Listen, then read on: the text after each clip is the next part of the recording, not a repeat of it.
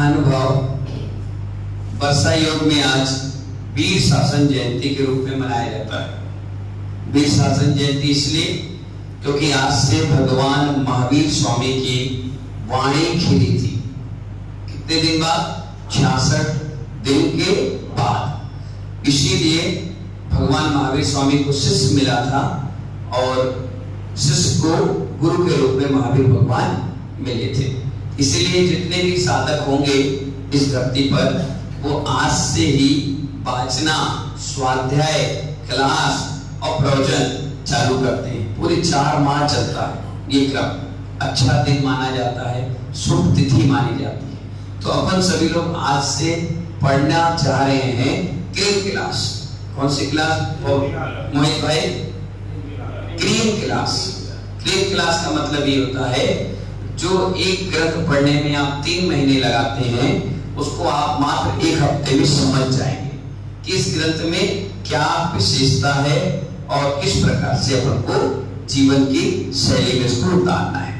अपन अभी काल के बारे में समझेंगे। किसके बारे में? अपन कहते हैं ना द्रव्य, क्षेत्र, काल, भाव। क्या कहते हैं? द्रव्य, क्षेत्र, काल और भाव, है ना। तो जो काल है, काल को कहते हैं समय। किसको कहते हैं लालू भाई? समय। अगर समय नहीं रहा तो हमारी दिनचर्या गड़बड़ हो जाएगी। कैसे हो जाएगी? कब उठना है तो किसको देखते हो आप? समय मतलब घड़ी, ठीक है ना। कब खाना है क्या देखते हो आप?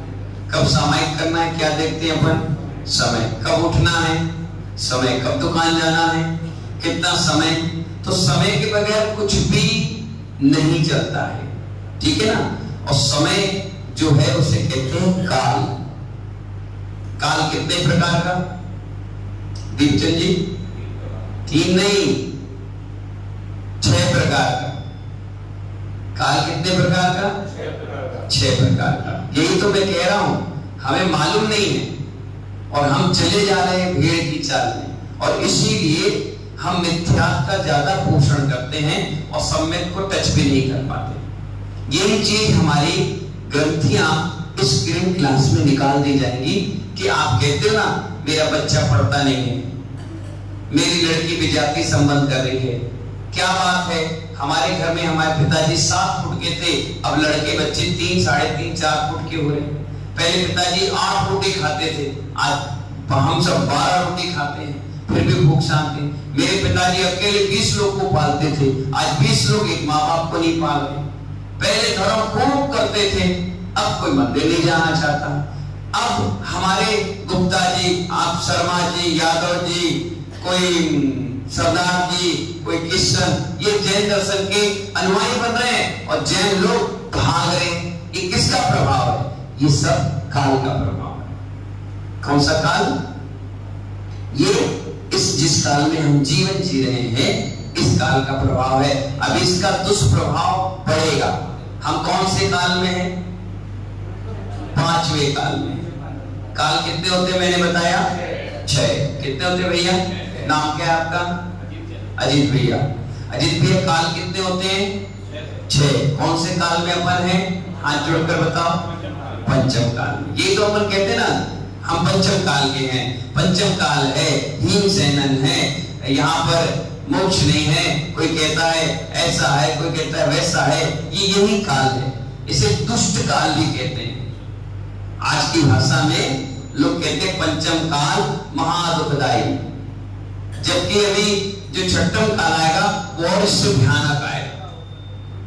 उसमें तो मंदिर भी नहीं, पूजा भी नहीं, पाठ भी नहीं, केवल संक्लेश परिणाम। आप देखिए पहले माँ बाप की कितनी सेवा होती थी और आदर सत्कार ध्यान रखा जाता था। अब बच्चे की सेवा होती है और आदर सत्कार किया जाता है, कई बच्चा हमें भगा ना दे। ये सब इस पंचम काल का प्रभाव है।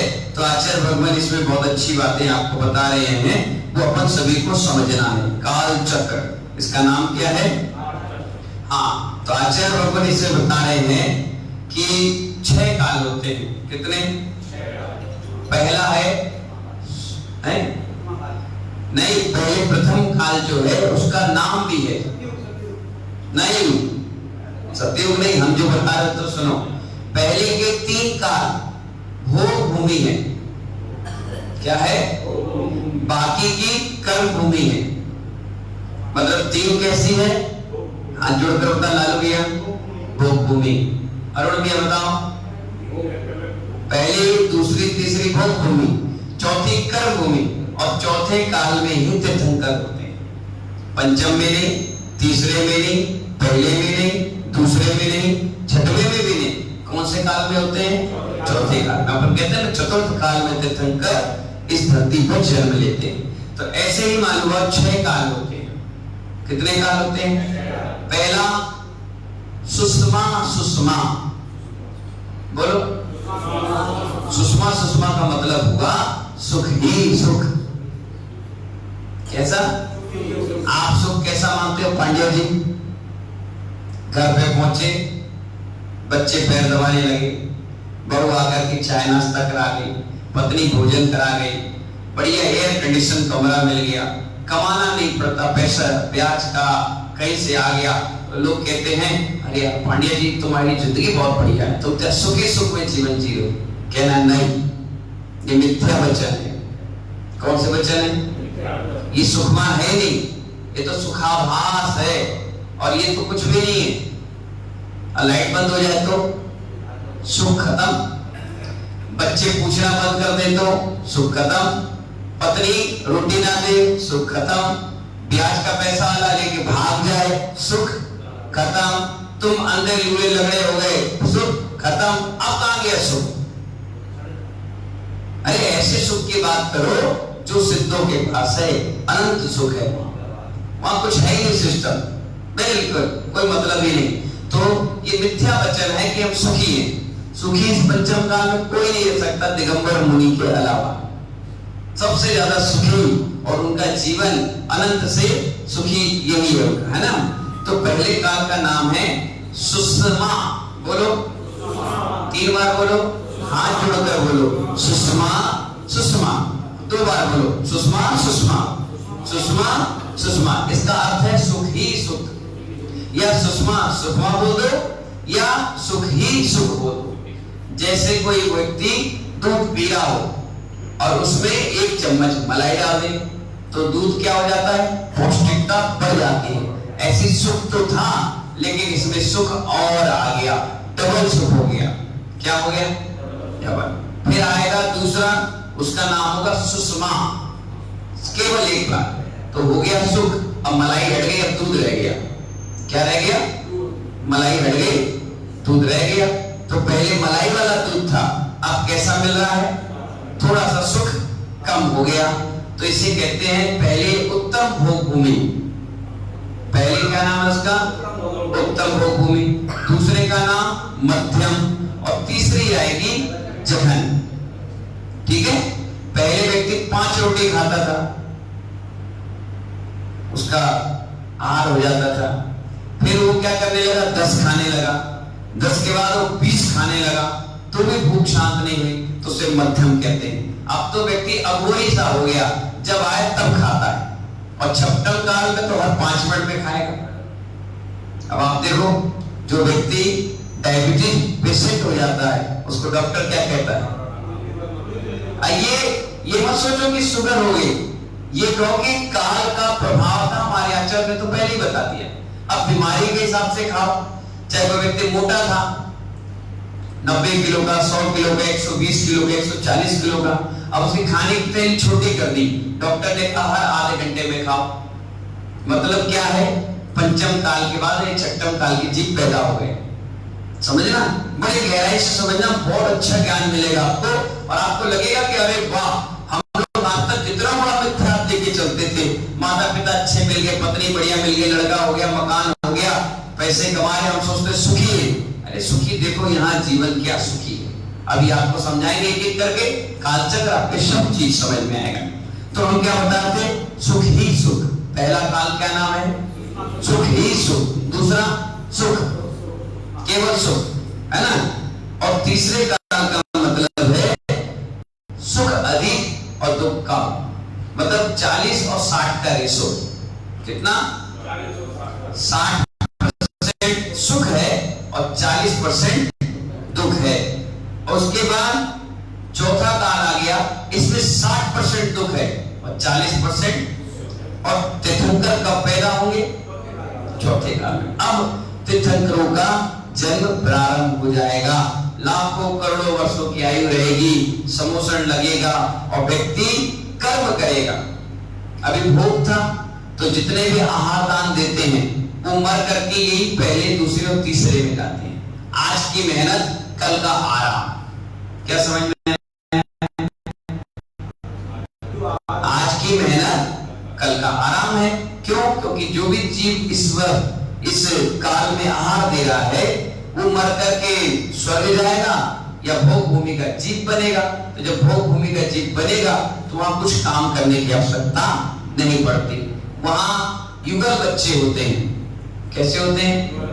पति पत्नी की तरह रहेंगे और अपनी आयु उनकी बिल्कुल छींक और जमाई की रह जाएगी। तब वो 2 बच्चों को जन्म देंगे, एक साथ, एक लड़की और एक लड़का। जैसे लड़का लड़की हुए और वो माँ बाप उनकी शकल भी नहीं देखते, और एक को आई जमाई किया, एक को छींक छींक, और इतने में वो एक्सपायर हो जाएंगे।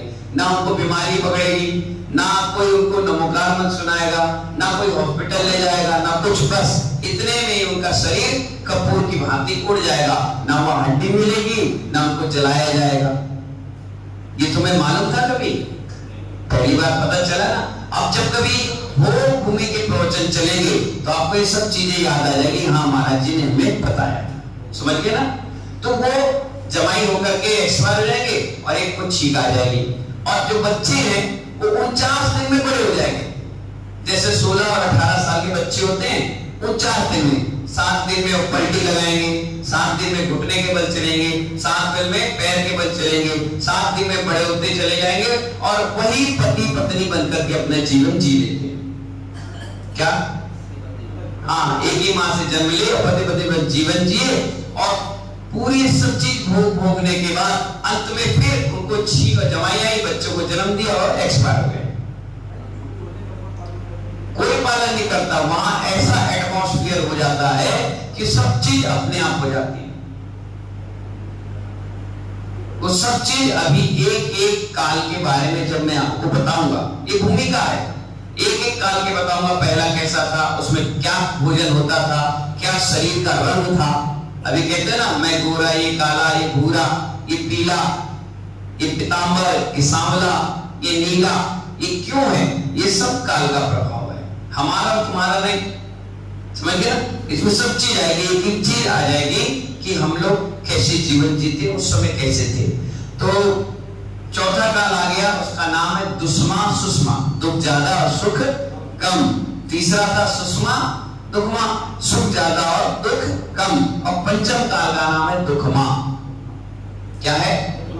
अगर मैं डायरी और पेन लेकर दूं और लिखो अपने इसमें सुख और दुख, सुख का कालम तो 1 या 2 आएगा और दुख का पूरा, इसलिए इसका काल का नाम क्या है? दुखमा काल, जिससे कहते हैं पंचम काल महादुखदायी। महादुखदायी है ही नहीं, अभी ये दुख है। क्या है? अभी तुम्हारे क्षेत्रों पे कब्जे हो रहे, मंदिर ध्वस्त हो रहे, मंदिरों में तुम्हारी नहीं चलती, माली और लेबर की चलती, मैनेजर की चलती। क्या का प्रभाव है? ये सब पंचम काल का है। तो एक पंचम काल है। इसके बाद आएगा दुखमा काल। कौन सा काल? दुख ही दुख। और ये घड़ी के पेंडुल की तरह है, पहला, दूसरा, तीसरा, चौथा, पांचवा और छठवा। छठवें के बाद घड़ी की सीट फिर क्या होती है? ऊपर जाती है। तो ये सब जो काल है इनकी भी समय सीमा है। क्या काम है? समय सीमा है। जैसे पंचम काल की कितनी है? 21,000 वर्ष। कितनी? कहीं आप पूछे कोई आपसे पंचम काल कब तक रहेगा भैया, कहना 21,000 वर्ष। कितना निकल गया? 18,500। कितने निकल गए? 18,500 निकल गए। बात 18,500 निकल, 18,500 है, 18,500 लगभग 2,500 निकल, 2,500 सॉरी 2055 करीब करीब निकल गया, तो हाँ 2550 निकल गया, हाँ 2550 2600 निकल गया, 2500 के करीब करीब लगभग मान लो एवरेज में 2500 निकल गया, 18,500 बचा है। कितना बचा है? 18,500 बचा है। अब आप सोचो अभी 2550 निकला है, कितनी कठिनाई, कितनी बीमारी, हार्ट अटैक से आदमी मर रहा, पहले हार्ट अटैक चलता था पता ही नहीं था किसी को, sugar, back pain, migraine, tennis elbow, जोड़ों में दर्द, घुटने की प्रॉब्लम है ना, ये कब्जियत की प्रॉब्लम, पाइल्स की प्रॉब्लम है ना, लीवर, किडनी, है कि नहीं? ये सब चीजें पहले सुनी थी आपने कभी? अब तो हर हफ्ते व्यक्ति चेकअप कराता है, वजन का, पूरा ब्लड, महिलाओं में ब्लड की कमी, जेंट्स में पता नहीं आंख में चश्मा लग गया, पहले चश्मा देखा था कभी? बुजुर्गों के दांत देखे थे नकली? कभी नहीं देखे। कान में मशीन देखी थी? नहीं देखी थी। सब काम बढ़िया था। अब क्यों आ गया? क्योंकि पंचम काल आ चुका है, इसमें ये सब चीजें होंगी इफेक्ट। कई लोग ऐसे भी हैं जो पुण्यात्मा है, जिनकी आयु बहुत लंबी है, आयु लंबी भी पुण्यात्मा जीव की निशानी है। अभी मैं आपको सब चीज इसमें बताऊंगा, एक एक चीज आपकी समझ में आएगी। तो घड़ू का पेंडल 6 पे आ गया, तो कौन सा काल आ गया? छठवां, दुखमा दुखमा।